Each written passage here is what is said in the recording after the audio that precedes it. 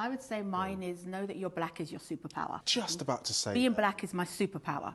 Like being black and female, I've got two superpowers. And when you own your superpower, you can go into a room and be like, this is mine, it's God-given, it's precious, and I'm gonna run with this to the day I die.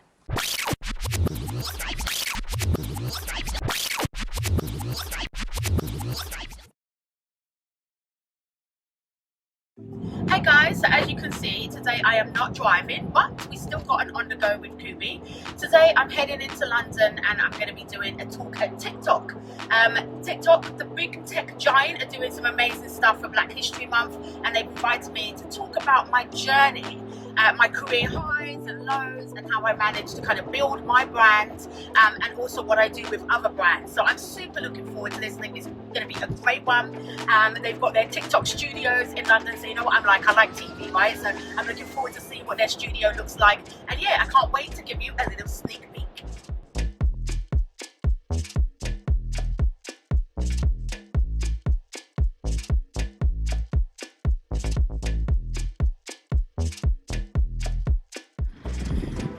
Feel getting out of these cars, it's never a good thing, is it?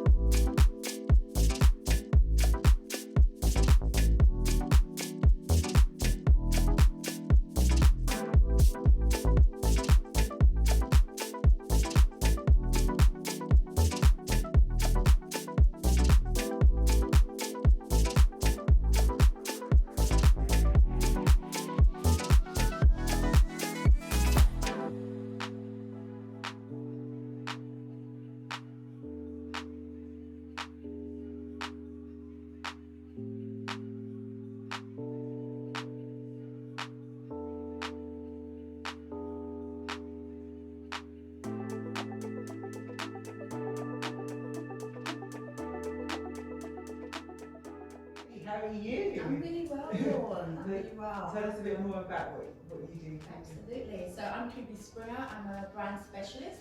I've been doing this for 24 years now. No. Yes, child. Yes. So I started in 1996 in branding, when branding wasn't even a buzzword. My career has spanned across entertainment, fashion and luxury. So I've worked with clients like Nike and L'Oreal. I worked in New York City underneath Diddy for the launch of Sean John clothing line. Diddy, Puff Daddy, Sean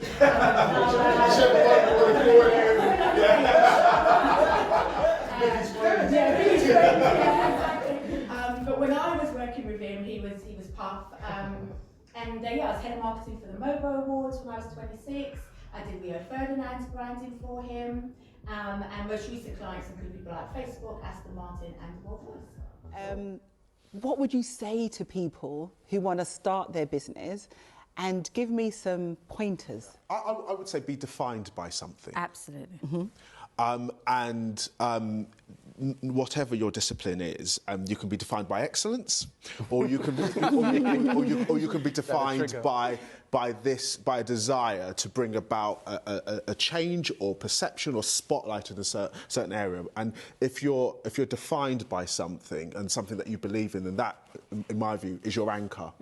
And it's a thing that you go to at all times when things get difficult. Totally agree. I think it's so important to dance in your lane. And I think right now we're in this global crisis. And what I see a lot is people hopping and skipping because they're more interested in the title entrepreneur than they are in the delivery of impact. And I say, what is your lane? Stay in your lane, dance in your lane. You may maneuver in that lane. Over the last 24 years, I've maneuvered from PR to events to sponsorship, but I've stayed in a lane. And I think that if you don't own your anchor and then be consistent with your anchor. You don't master the skill, you don't develop the relationships, you don't get the respect, and ultimately you end up broke. And I think that's half the problem. Don't chase entrepreneurship. Chase this is what I do. Chase your gift, chase your talent, chase your purpose. Don't chase a title called entrepreneurship. I was in class in college 11 years ago, and Kubi came to speak to our class and did the inspiration on us. And you couldn't tell whether I would go out to be excellent or anything like that. And so I feel like everybody has the potential to be excellent. And so I feel like I do understand why you have the thing with it, but then I also do. And that's so important, because when we connected in the green room, I was like, this is what I'm talking about. Like when I spoke to you guys and you said in the green room, I was hard at them. I was like, listen, level up without apology, be excellent, get in the room. Like, I'm not going to hold back when I speak, because I want to see you 5 years later, 10 years later. Let's stop dilly-dallying. It's role model visibility. We are talking about role model. But what are we saying to them when we're talking to them? For those people watching, I'm not sure who it was that helped you on your journey. You just mentioned Kubi. I don't know who it was that mentored you. I mean, somebody asked me to mentor them, and I mentor a lot of people, but I said to them, actually, you don't need me to mentor you, actually. What you need is, you need reverse mentoring. You need the white person at the very top of your organisation to mentor you. You don't need me, because actually they're the ones that are going to open the doors for you. So, so that was quite an interesting mentoring sort of experience for that person. But who is it that helped you on your way? What is it that you're going to say to everybody now that's watching? They know they've got to make a plan. They know they've got to be financially literate. They know they've got to be excellent.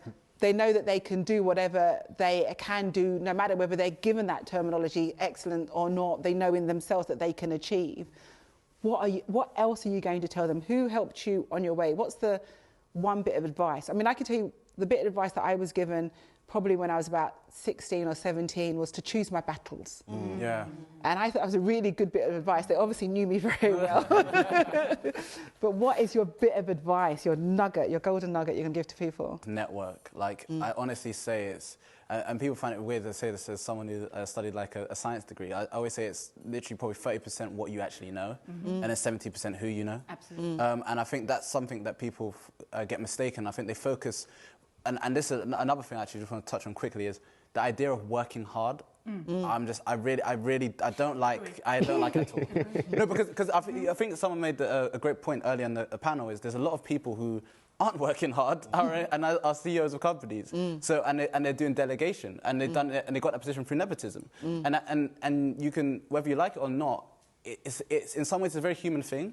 So I'd say networking and who you know is definitely something we should start doing more of, and it's just having that confidence, because this is another thing that comes with mentoring a lot, is having that confidence to ask a question. The worst thing I ever tell to someone is someone can say is no, and I honestly, it's so rare. I've never actually had someone actually say brutally no. It's always like a nice, maybe in a couple weeks. No one ever does like a brutal no, so there's nothing actually to be scared of. So I think taking that leap of faith would probably be, for me, the number one thing, and networking, asking questions. The more questions you ask, the more knowledge you receive. Tell me your one word, your one saying. I would say mine is know that your black is your superpower. I was just about to say being black is my superpower.